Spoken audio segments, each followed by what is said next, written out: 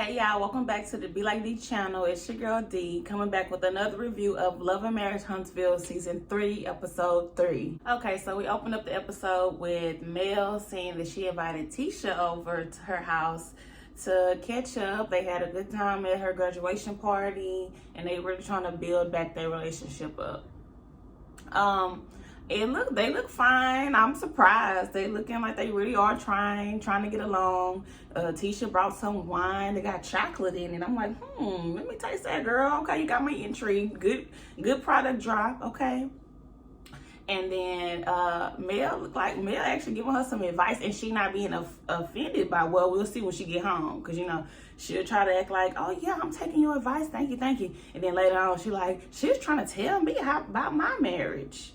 I'm like, girl, she just trying to hand you some nuggets of wisdom. She just done been through hell, okay?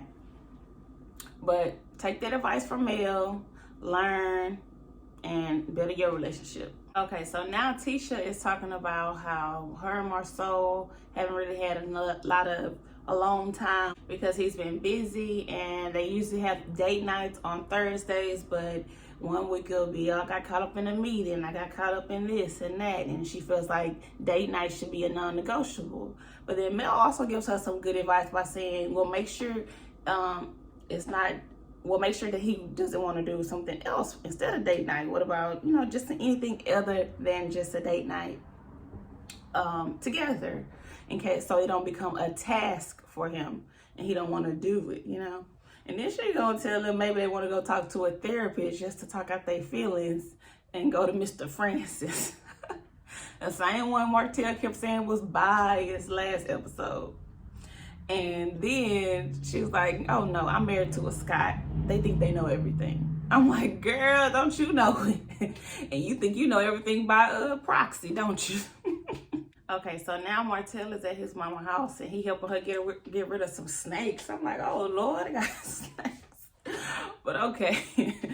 Anyway, but then so he telling his mama about what happened when he went to Mel's house to get the kids, and how him and Mel's mama kind of got into it. And he said, yeah, I greeted her, gave her a hug. She said, she hugged you? Then she said, oh, I'm about to say, when he said no. I'm like, okay, mama, no. Mama like, what? You got a hug? So why he over here lying to his mama? Boy, how old are you and you over here lying to your mama talking about Mel mama didn't want to stand next to you because she said it didn't feel right? Did we miss that? Because I'm sure they would have showed us that if that happened. And then the mama going out talking about it ain't feel right. If it don't feel right, then just go sit down somewhere. Why you opening the door? Now he got his mama all getting buck and talking mess. And the mama like, well, what's between you and Mel is between you and Mel. I don't. That's why I don't even bother y'all. Mama got it right though. Now stay out of it. Ain't your business. They do too much back and forth. You don't want to get in between none of that. So now he also told his mama that Mel's mama want to meet up with him and talk. And then she like, talk about what? Everybody needs to stay in their lane and mind their business. That's it. I'm like, true, girl. But I guess everybody got feelings. So she want to express hers. I don't think she need to, but she wants to. So, but anyway, and why his mama talking about, and I got a life, raising her drink. I got a life, honey. But she did say Mel is always gonna be her daughter-in-law, no matter what. And then he looking like, And then it's like, and you always gonna be my son. And he like, yes, for life. Why he like this? It's because that mama, you good, but I can already see the stuff that caused him to be the way that he is. Okay, so now we go over to Black, where Marceau is talking to his associates about they actually doing good. Black is up 50% or something like that. And then he's telling them that they need to keep that momentum going because people only support Black-owned businesses for the first few months when they like, oh yeah, this is great, we're gonna support Black businesses. And then it dies out and people start looking at the prices and start thinking, well, I can go here instead, which is true. Support Black businesses forever. We're gonna say that right now. But so then he's saying he don't think that he needs to coach the associates. It needs to be Jalen, which is Kimmy's son, that they appointed general manager of Black last season. And then, so here comes Jalen coming in to talk to him. And he's telling him that he wants him to be more outgoing and, you know, do more, have more of a leadership in the business. And especially when he's out meeting new people on the floor and stuff like that. And Jalen is like, oh, well, you don't know me because I'm not outgoing. Dude said, I'm not outgoing. And when I meet new people, and he's like, no, I'm not a people person. And then he get his own confessional. They really shocking me with these confessionals. So he got his own confessional. And he said that Marceau really wants him to be slick like him. I like how he used slick. He wants him to be slick just like him. And he's like, Marceau is not a good teacher, though. He's a good talker. I'm like, exactly. Marceau is a talker because he's slick. Boy, you had the words right. What else you know, boy? What you seen that we ain't see? Okay, so Jalen is getting on Marceau's ass right now, okay? I love it, okay? So he basically saying, y'all gave me this damn job, and y'all said I was going to get training on the job, and I ain't got no training. And then when I ask y'all for help, y'all say, figure it out. And he like, what the hell? What am I supposed to do? And Marceau ain't got nothing to say, but you're the leader now, right? You're the driver. He always got some, I can't stand it. You're the driver. The passenger is asleep. Your hand is on the wheel. What are you gonna do? Like, this is not no lesson. This is not a lesson at all, Marceau. This is just you being a jackass trying to use different analogies and stories and all these kind of stuff to just keep messing with his head and make him think that it's him. But really, it's probably a little bit of him and a whole lot of y'all. Because he's saying he need help and y'all not giving him help, it's y'all fault, right? Yes. Okay, so then at the end of all of that, which was hilarious, and then he said they didn't want to even, they don't want to change nothing. It was a problem with cups. It was a problem with servers and bartenders. And now he finally agreed to just give him an experienced assistant manager so he can get the training that he needs. And I'm, poor Jalen. Jalen, I see that you are trying not to speak your mind in a disrespectful way, but you are frustrated because that's what I got from his whole demeanor. But you did good. You did good. Okay, so now we get to Martell and Mel's mama at the park talking, and I'm surprised the sit down is going the way it is. And I completely forgot that Martell said on social media that the grandmother, Mel's mama, was keeping the kids away from him. So that's why she want to talk to him. So okay, I'll give her that. Yeah, it wasn't her wanting to talk about him and Mel. It was about him saying that she was keeping the kids from him as well. And she got attacked online. That lady don't want to have them problems. And all he could do was look like, damn, oh yeah, that is what I did. Like, he forgot. Look, I forgot and he forgot. He was like, a lot of things went down, but it felt like Mel wasn't talking to me. And then you took it away too. And then she like, I didn't take it away. So I'm guessing that, did she block him or not? I don't know. But boy, you know how to, you know you love to pull up anyway, so I don't know. But yeah, she did need to have that conversation, and she's hurt. She's crying a little bit. She ain't really shedding tears, but she's crying. She's saying because she tried to stay out of their drama as well, just like Martell's mama. But Martell dragged her into it by putting that out on social media and her getting attacked by people saying that she keeping the kids from their father. And then she's saying that she's hurt also because they're our family and that she never imagined that her grandkids would be raised in two separate homes. And she didn't think that him and Mel would have that issue because they had such a good family. And him and Mel both had broken homes. And of course, they probably fought hard to not have a broken home. So that's what got the grandmother tearing up, and it's really sad. And I guess Martell is taking it in. Martell, you really taking in? I don't know if you're taking it in well, but you're taking in everything that you've done. So it's some kind of progress going on. I think you finally, I don't know, he finally hitting that transition, I'm thinking. Maybe it's finally hitting him. For real. All the things he's done. It's slowly starting to come to him. Maybe. We'll see. Okay, so they finished, they sit down with basically kind of arguing a little bit. And they end up getting into the whole cheating and stuff like that. But they end up agreeing to just be a better family for the kids, make them have some sense of normalcy and let them feel loved and try to move forward from all of this. And he actually apologized to the mama, and it seemed real, it seemed genuine when he said, "I'm sorry for all of this. I really am. I really am." And I'm like, okay, that's nice. But she was trying to get on his ass. He was like, "No, I didn't just start and cheat." And I'm like, oh, I hate when he's trying to explain himself, because he keeps saying, "I didn't just wake up and say I'm a cheat. It was a mistake." And she said, the first time is a mistake. After that, it's a conscious decision. And then he like, yeah, true. He do got that dumb man voice. Yeah, Marcel Ho. But anyway, so that's how they end up. They want to be better for the kids. Okay, so now we meet Tiffany and her husband, and they've been married for about a year now. And they have a blended family, as they say. But I don't like how she said that one of the sons is his son. Like, nah, that's his son. Don't do that. Don't do that. And then the one they got is theirs together. I'm like, huh? I don't like that. Tiffany, that's a no. No.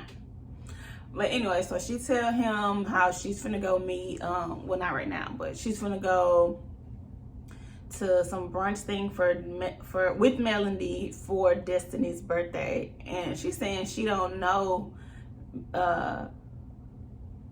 she doesn't know Destiny, but she thinks she's met her before. So we about to see about that. Oh, this finna be good. That preview was good, so we finna see. Okay, so now Tisha lands in Houston, and she's in Houston for Cigar Week. And Marcel's supposed to be coming, but something happened with the business, so he had to stay back, and he'll be there the next day. And she's already saying we were supposed to have a week together, and we already short a day because something happened with the business. And then she gets on FaceTime to talk to him. And she's telling him that she want a little romance when he get there and all this stuff. And then he talking about, oh, you just want to have sex? Okay. And then she like, so romance equals sex? And he was like, oh, I thought that was your playful way of saying you want to have sex. And then she like, no, I want the word romance first. Romance first. Oh, man, come on now. Get it together. And then he was like, well, ain't no romance without finance. He's so damn cheap. But I get it. He got all these businesses. He trying to get off the ground. They trying to build a house. Okay. But you can set aside a little change for a damn romantic dinner or something with your damn wife. Okay, Marcel? Okay. Now we head over to Destiny's brunch for her birthday. And they coming in, they looking cute. She brought some friends. She got this cute little leather outfit on. And here come Mel in her cute little dress and with her leather jacket. The jacket didn't really match, but it was cute. It looked cute together, I think. But it was cute. Mel, you look cute. I like your hair, I like your dress. And then they both like, girl, you looking good. To Destiny and Melody. And then they was like, I don't know what they was thinking. Those men, they let the wrong ones go. And apparently the friend like, apparently they wasn't thinking, girl. But anyway, so they all sit down, they drinking. Kimmy come in and some other people come in for the brunch. And I like that Mel did tell her that she invited Tiffany, and they might know each other because they worked in the Chambers of Commerce kind of together, but not really, but they might have crossed paths at some point. So she think that'll be a good connection. And then Destiny was like, okay. So she got pre-warned that this lady is coming that you don't know, or you might know her. And then I get to talking about well, Destiny says that she had a bad day yesterday. And then Mel says, well, why didn't you call me? I could have helped you. It could have made you feel better. She's like, oh, I know. I need to get better with that. I need to get better with that. And then in Mel's confessional, she's saying, okay, so first you didn't tell me you was divorced. And then now you telling me that you had a bad day yesterday, but you didn't call me. She's like, it's kind of, I'm thinking, are we close? Because I would think I would know this information, or you would call me in situations that I could help. And she said she's not gonna bring it up right now. She's gonna let her have her birthday, but they are gonna revisit that. And I was wondering if that was gonna come back up, because I know Melody gotta feel some type of way about just finding out that your friend is fully divorced, and y'all could have been going through it together because you was going through a divorce, and she kept it to herself. I mean, she don't have to tell her, but you would think she would. But they just got to talk it out and say, I don't know, what can you say? Talk to me about your problems? I don't know. Just be an open space for her to talk about it. She said she felt protected by Mel last season, but she couldn't tell her she's going to get a divorce. Okay. And then they tell Kimmy about the divorce now, and then Kimmy is like super shocked. Kimmy looks shocked. She looks sad and hurt, but then she looks like she's trying not to react for Destiny's sake. And then she's just like, I'm so sorry. I'm just so shocked. I'm so sorry. I never want to see a marriage fail. And then she's like, and then in her confessional, she said she just had a baby. She just had well, a baby's like 9 months or something. But she just had a baby, and now she just had a divorce. After getting married, she only been married for like a year. Then she got divorced, and she had a baby. That's a lot to go through. And she about to have her crying at the table. She's like, I'm so sorry, but I'm just shocked. Like, what do you think is gonna happen when people find out like this? I mean, you got to process it alone. That's great, but some people gonna really be like, what the fuck? And she trying to get it back together so you don't feel no way, but that's gonna be hard. So either way, you kind of dealing with it. If you don't tell nobody, you processed it, and then other people are gonna be looking all crazy, or you can go through it with everybody and have everybody in your business. So you don't win either way. So Destiny was telling Kimmy that, yeah, I'm sorry I couldn't tell you because I didn't even tell Mel yet. And then Mel was like, all right now, because I was going to, because if Kimmy would have texted me talking about, have you text Destiny about her divorce? I'd have been like, oh, that's what we doing? I'm like, all right, that's already a glimpse of Mel already feeling some way, Destiny. Peep that, peep it, okay? Okay, Kimmy throwing some shade. So Tiffany come in, and they all like, oh, hey, hi. Her and Destiny do look at each other like, have I met you before? And they're like, yeah, we probably met at one of Mel's parties or something. And then she was like, yeah, she's a newlywed. And then they was like, oh yeah, we all heard about the wedding. And I'm looking like, how they all heard about the wedding? Here come Kimmy to tell us. So Kimmy in her confession, she was like, oh yeah, we all heard about her wedding because it was a big thing during COVID to have a wedding at a baseball field, a new baseball field. And she threw a surprise wedding for her husband. And she was like, I don't know if I would do that. She's like, I waited 7 years for Maurice to propose. I wouldn't have thrown no surprise wedding. I'm like, okay, yeah, that was a little, we got to dig into this lady. So y'all, how long they actually been together is my question. But they've been married for a year. Okay, now here go Tiffany with the mess. So apparently Tiffany and Kimmy do know each other. Her and Monster, her stepson, and Tiffany's son actually know each other. They played in basketball or some kind of sports together. And and then Tiffany's like, I'm trying to remember, was it like Monster was vaping in the bathroom? It was something about vaping. Was Monster vaping? And Kimmy like, I'm sorry, what? And Melody is, be like, oh hell no. She in her confessional, she hit I know I didn't just hear this from her. She said, oh no, that's a Maurice question. She was like, one, not only are you spreading a child's business, but then I gotta hear it from you, from other than from Maurice. Where they do that at? And I'm like, yep, there go another example of Kimmy not knowing what the hell going on. Probably because Maurice ain't tell her. Either Maurice ain't tell her or Maurice don't know. Either or. Okay, so now Destiny making the situation light by saying that Jalen is cute and he's a good looking young man or whatever. But then she flips her hair when she said his name. Kim was like, not the hair flip. Don't say my son's name and do a hair flip now.